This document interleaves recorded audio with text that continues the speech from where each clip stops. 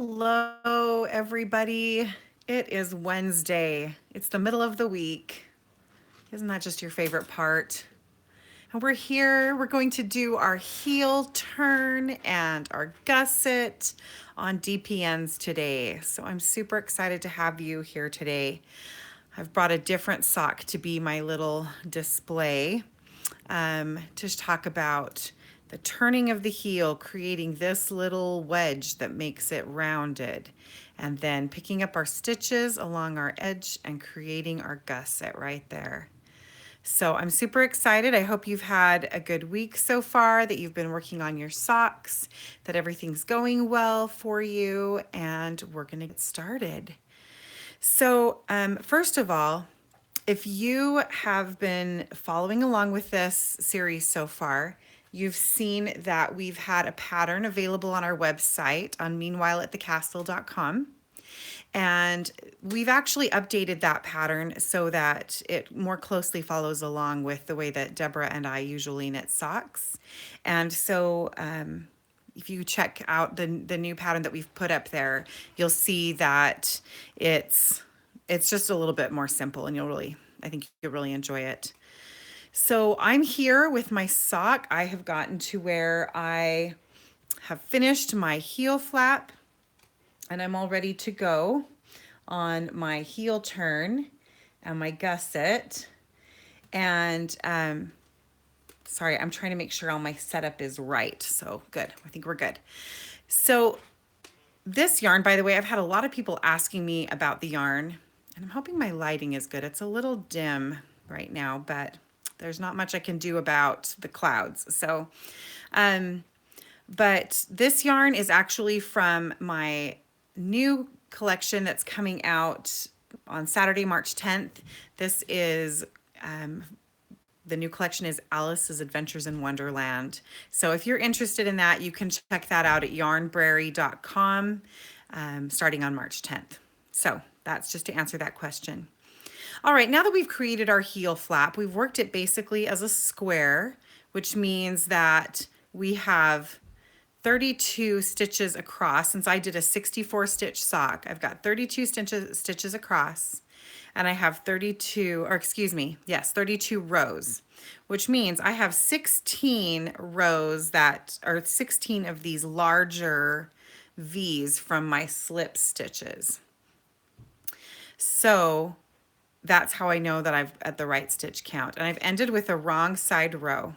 What I'm going to do now is I'm going to knit just back across these stitches, and I'm going to place a marker halfway through. So when I get to the 16th stitch, I'm going to place a marker. I only need that marker, and I have a really big one because it was my handy one, but I only need that marker for the first two rows basically.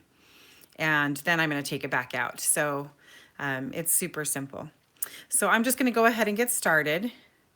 And again, I'm working on a 2.25 millimeter needles. I'm using DPNs. These are carbons by Knitter's Pride carbons.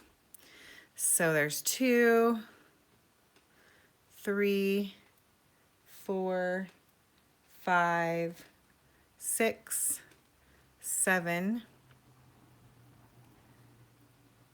8, 9, 10, 11, 12, 13, 14, 15, and 16.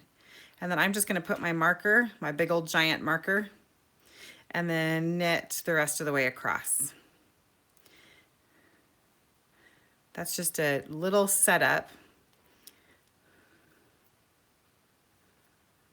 to help me when I get to my next row. Now basically we are going to be using short rows to turn our heel to create that little wedge of fabric that gets us from a flat part here, so we're starting to head this direction on our foot. But don't be afraid, there's no wraps and turns, there's nothing complicated about turning this heel. It is the easiest thing. You'll be so surprised by it if you haven't done it before. All right, now I'm going to turn my work over. And if you notice, I just have the body of my sock, the front of my leg is just still hanging out on my other two DPNs. It's just hanging out there. We just let that be for now, but we're going to get back to it soon.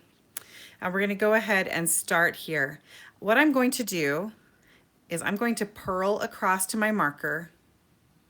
Then I'm going to purl the next 2 stitches, then purl 2 together, then purl 1 more. That's how simple it is. And you can again find that in the pattern that we've linked on meanwhileatthecastle.com. So purl across to my marker, plus 2 more stitches, then purl 2 together and purl 1. So let's go ahead and work that across.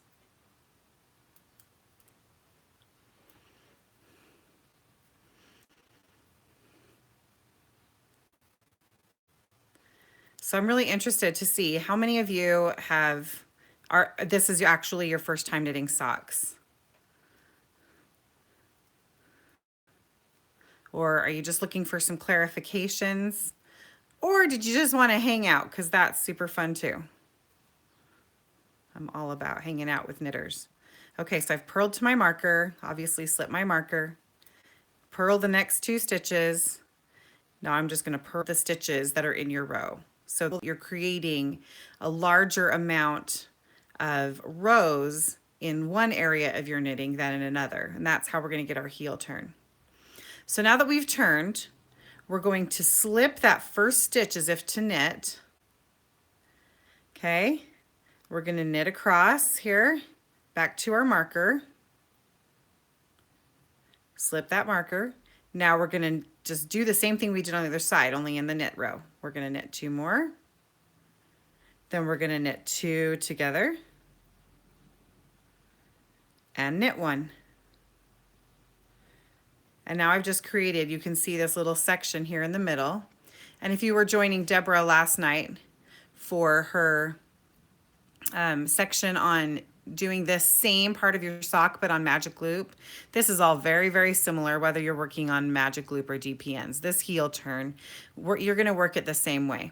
The only difference that we're going to have is that when we get to picking up our stitches and our gussets, we're going to manage our needles much differently. All right, so now that I've done that, I'm turning it around. Here I'm going to move that and take out my stitch marker. I don't need that anymore because now this gap here that we have created in our knitting is going to basically be our stitch marker. It's going to show us what we need to do. So I'm going to keep purling across until I get to the first stitch before my gap. There's my gap, right? And I've got stitches on either side. And what I'm going to do is just purl those 2 stitches together to close it up and purl 1.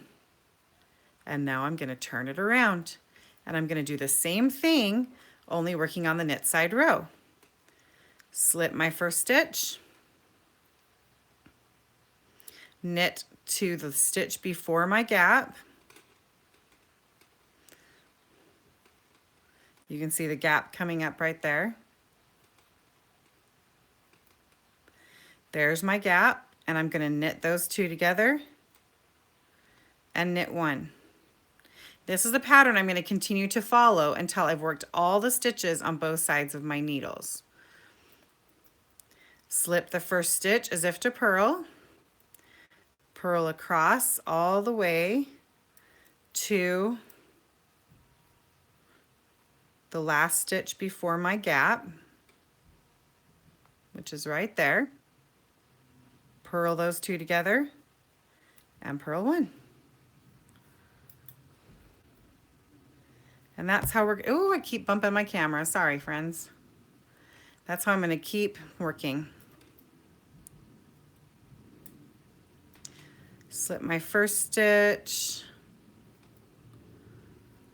knit across until I get to the last stitch before the gap, then close my gap with a knit 2 together and knit 1 and turn. I hope that's making sense. Here, did something funny with that stitch. There we go.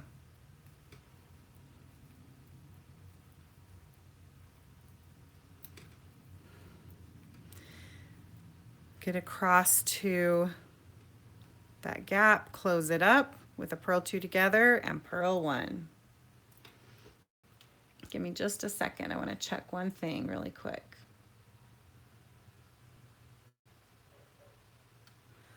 All right, slip that first stitch. And if you notice, on both sides, I'm slipping as if to purl so that our stitch stays seated the same way it already was. We don't want to twist that. Get across to our gap, close it up. Oops, don't split the stitch, and knit 1. And do you see how we're starting to get that turn? We're starting to get that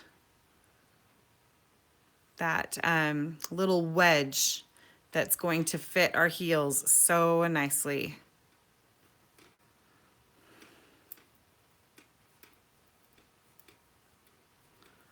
Across we go.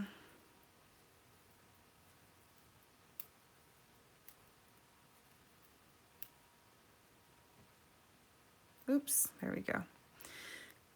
And close up our gap. And turn around. And it's really amazing how fast the heel turn goes. It's really not difficult. So many people feel really intimidated by something like that, but I know I did at first. But then you get the rhythm, and it's really visually obvious, which I like too. I really like it if it's something I can just look at. I can see that gap. It's not hiding.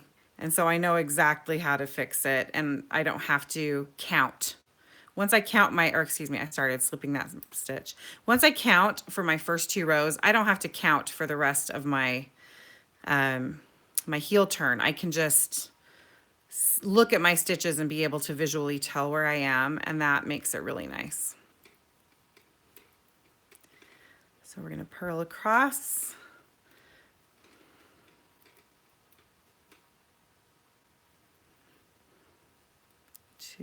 Oh, come on, grab the stitch.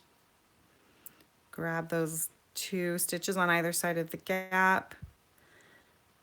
Purl 1 more. We're almost done with our turn already. Purl or slip as if to purl. Make sure your yarn is staying in the back when you're doing that slipping so you don't end up with any weird twisties like I almost did. Any weird yarn overs that you don't want. Knit back across.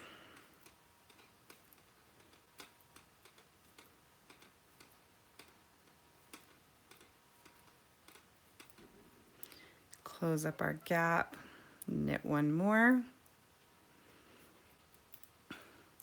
All right, so here is going to be our last purl row.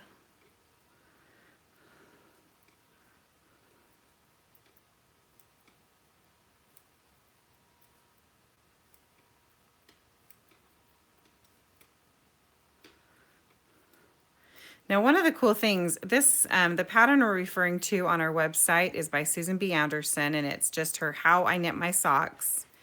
And one of the great things is that she starts her gusset, her short rows on the wrong side. I have always started mine on the right side. And so when I tried hers, which was just recently, I realized the wonderful thing about it is it makes it come out so evenly. You finish up in a nice way. So here we are, we're purling those 2 together. That means we're done with our purl side. Now, I am going to slip this one still because I don't want to increase my height right here. So I'm going to slip that first stitch. Then I'm going to knit I'm actually going to knit that stitch instead of just slipping it. I'm going to knit across.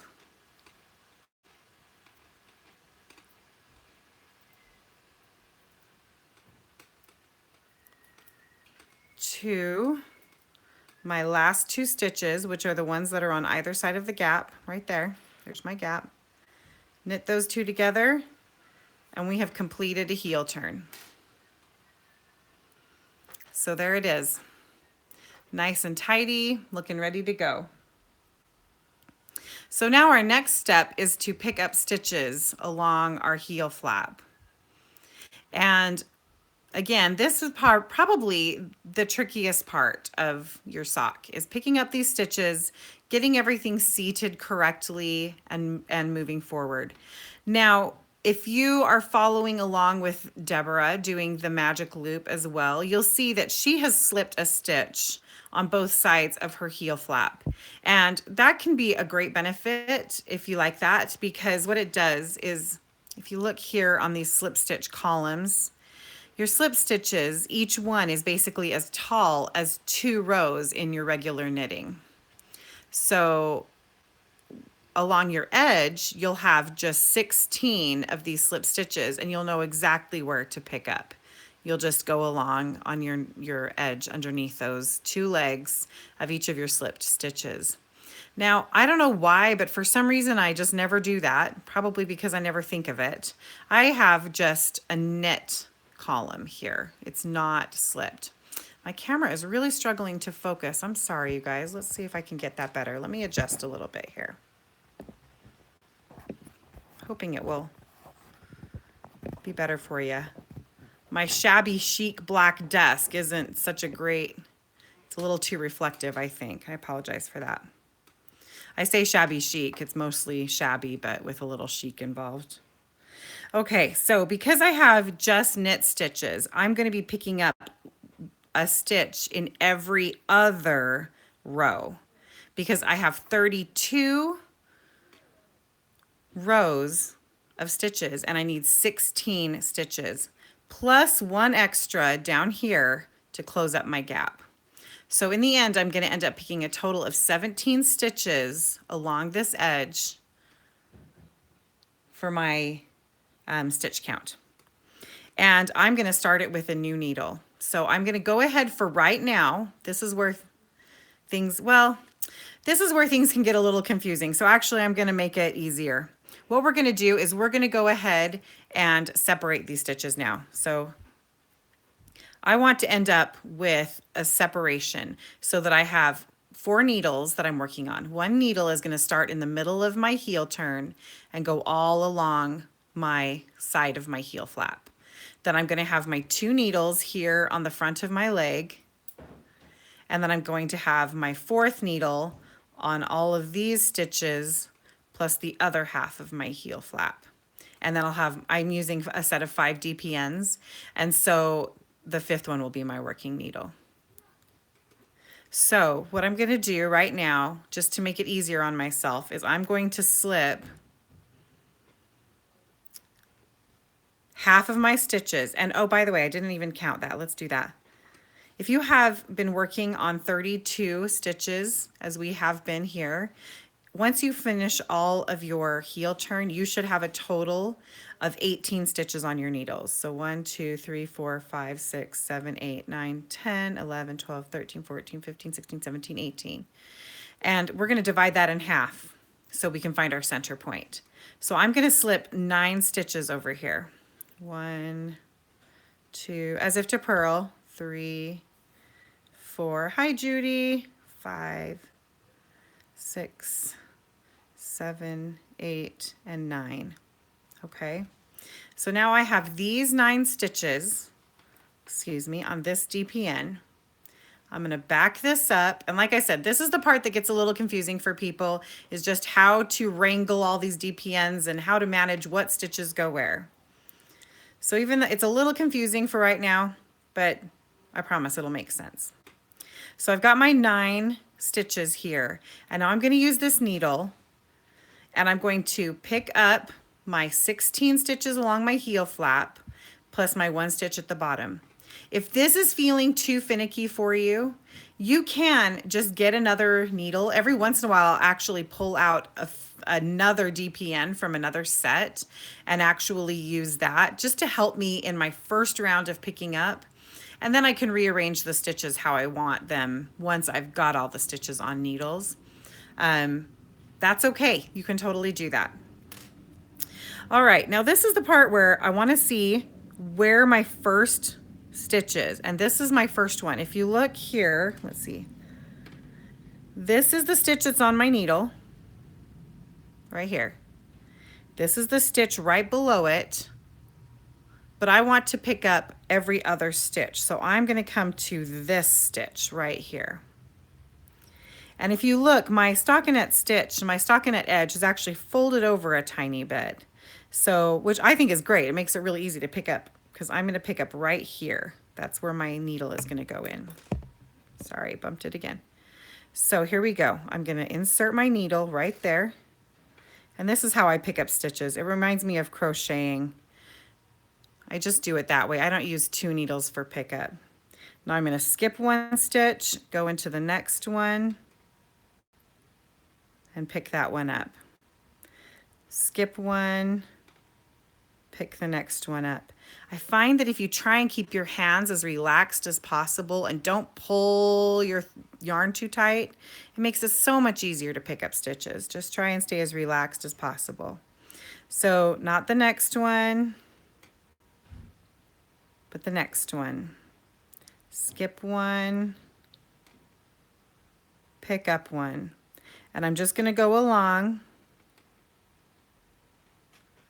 until I get to the bottom of my heel flap. This really does remind me of crocheting. Until I've got 16 total stitches that I'm picking up along that heel flap edge.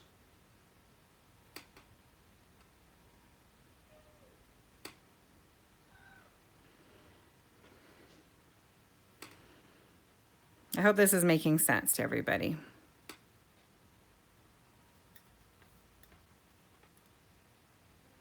Skip every other row.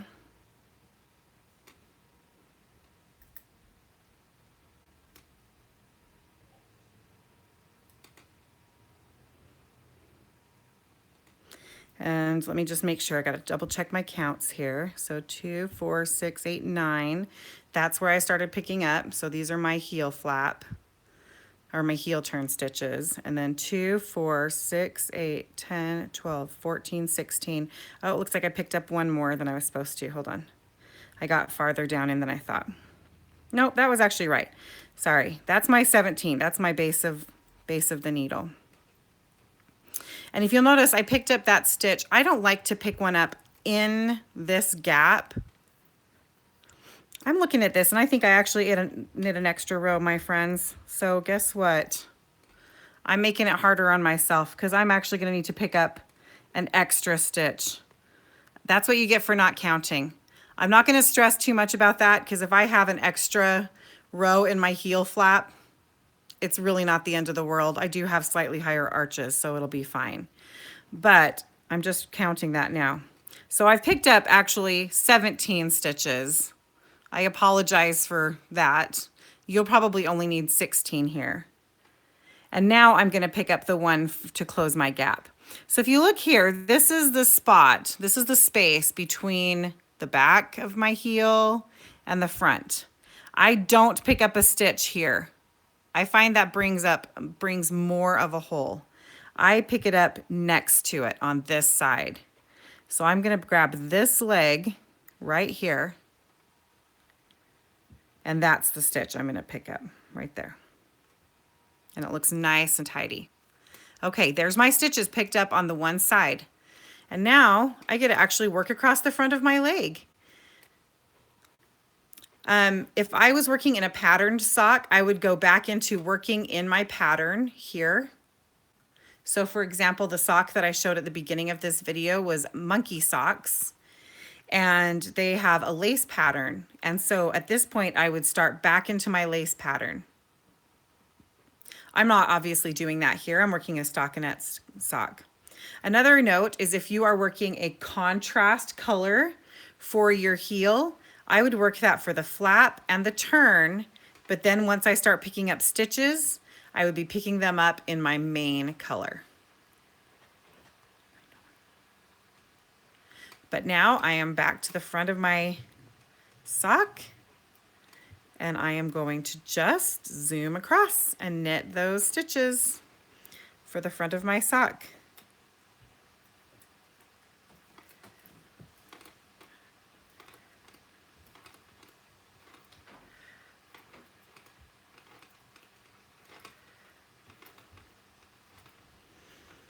Now, because I only have 5 DPNs and not my 6th one that I often like to do, I'm actually going to knit across this whole thing on one of my DPNs. I'm going to keep this one for picking up stitches here. Again, sometimes this is just a wrangle as you get your first round of picking up your stitches, and then you can reorganize. And as you go along, you kind of figure out all your own tricks about how you like to do things.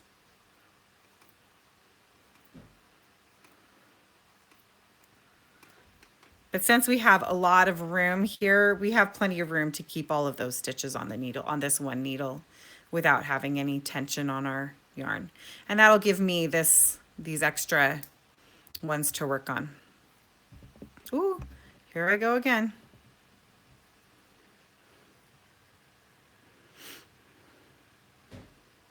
And of course, as soon as I say that, I'm just realizing I wouldn't have had a problem. I just am finding that I'm such a creature of habit that sometimes I don't know why I do something, but I do it anyway. I apologize if I'm confusing you. I never claimed to be an expert, just a knitter. So now I've got my new row of stitches here. And on this side, since it was my beginning of round, you can see my column is rolling over again too. So I'm going to be knitting here in these stitches under 2 legs of each stitch. And I like to again pick up my first stitch right here at the base. So this is still obviously before we started our heel turn, this stitch right here. This is the stitch, and I'm going to pick up one leg of it just as if I was knitting, because the right leg is usually the one in front. And so I'm going to pick up the right leg. Of course, one of the things that a lot of the times I'll do is I will, sorry, just give me a second. I will pick it up this direction so that I can grab it really easily. So I grab that stitch, and then I'm just going to come and work every other stitch. Pick up under the 2 legs of the stitches. So I skip one, pick up in the next one, all the way along. Skip, pick up.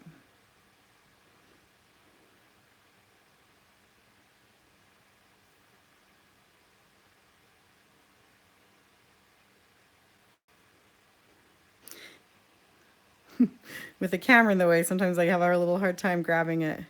Skip the next row, pick up the next row. The great thing about picking up stitches is how it gives you this lovely, nice finished edge. Even though my edge was a little ruffly, as stockinette edges can be, as soon as I start picking up stitches, it's so clean and lovely, as long as I'm staying in the same column. I think it's really common for us to get distracted and start straying out of our column. If you stay in your column of stitches, you'll have a nice, lovely edge there. Okay. Up and up I go, every other row.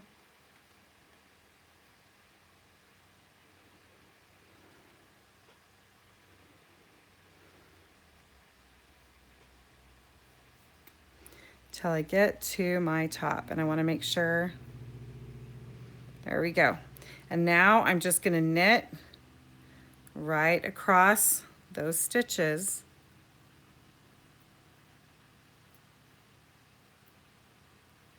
until I'm back to the center.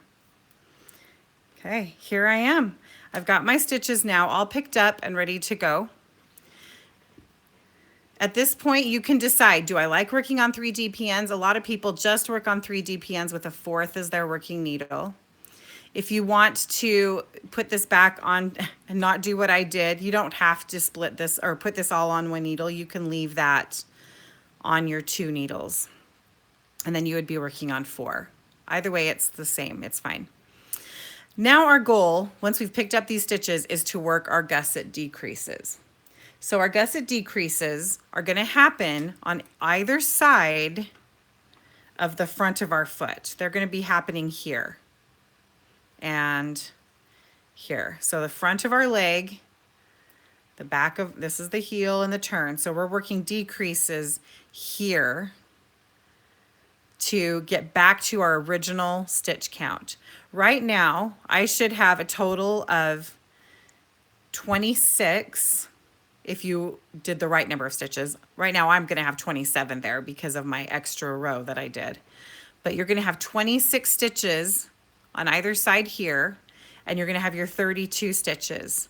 So we're gonna be working our decreases on every other side, or on either side here, and we're gonna work it every other row until we are back to 16 stitches on this needle, 16 stitches on this needle, and 32 stitches across the front, whether you're on 2 needles or on 1, okay? So we're gonna just come along here, and we're gonna knit across until we get to the last 3 stitches on this needle. One of the great things about DPNs is that you can use the way that you arrange your stitches on your needles. And you, oh, by the way, pause that thought. Here I am at the spot where I finished my heel turn and started picking up stitches, and you'll feel a tiny bit of a gap, but it's amazing how just that one stitch just closes it up, and it is just neat and tidy as can be. Anyway, you can use all of the way that you arrange your needles to avoid using stitch markers. You don't really need any stitch markers when you're working on DPNs, except for that one little spot on our heel turn, and even that you can do with counting. So I'm going to work across until I have 3 stitches left on my needles. And I want my decreases on this side of my sock to lean this direction. And so I'm going to use a knit 2 together as my decrease because it's a right leaning decrease. And then I'm going to knit 1. Okay. Then we're going to come around and work the front stitches of our foot just straight across.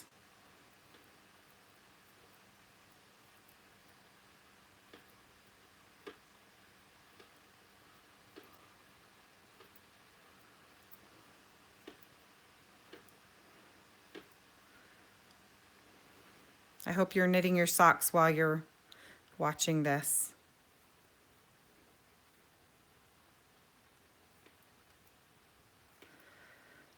Knit all the way across. This would be a good time if you want your stitches to be on 2 needles for the front. You could do that now.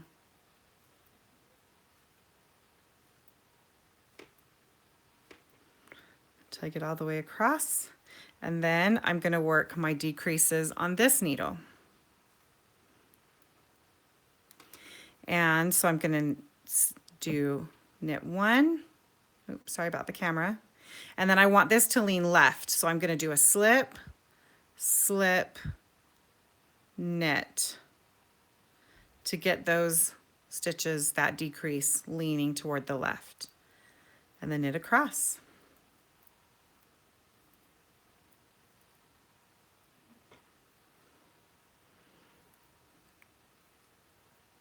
So now I will have worked 1 round of decreases.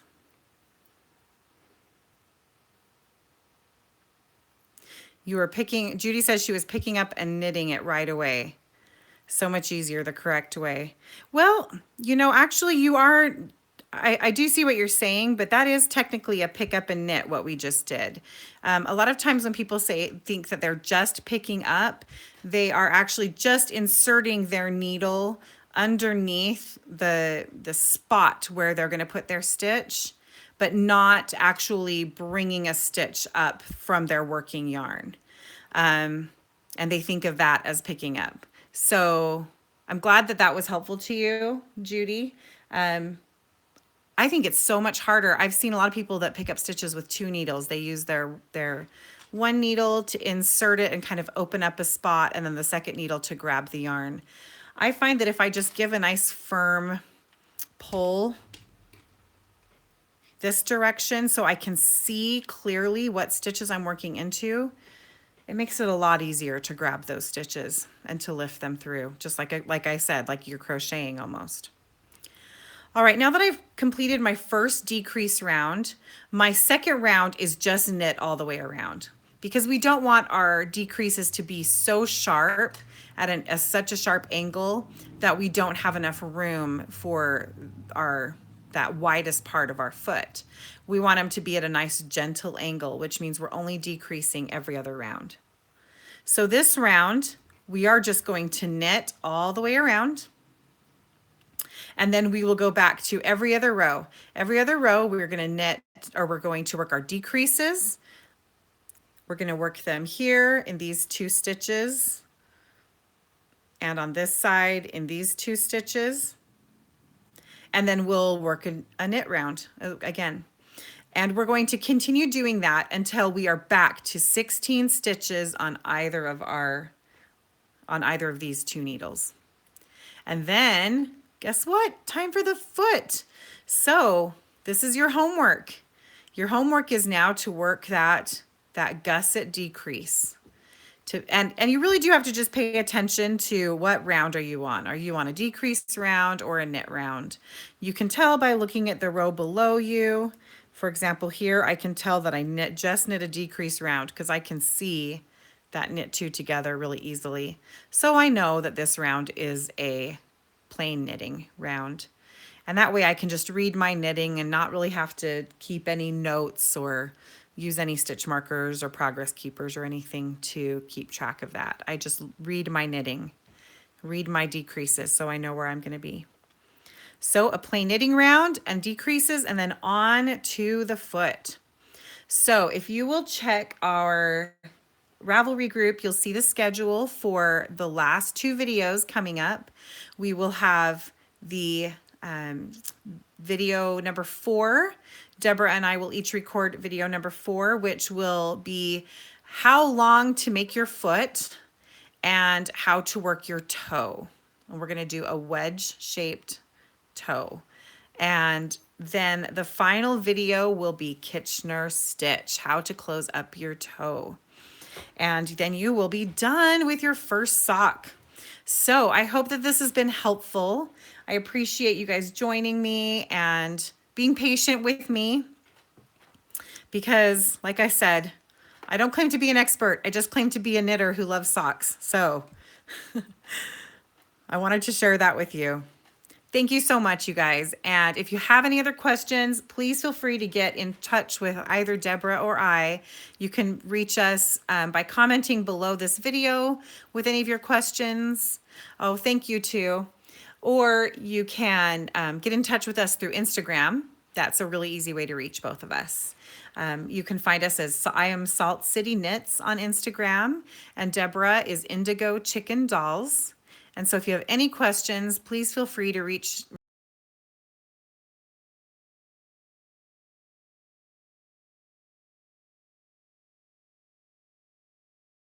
you all soon.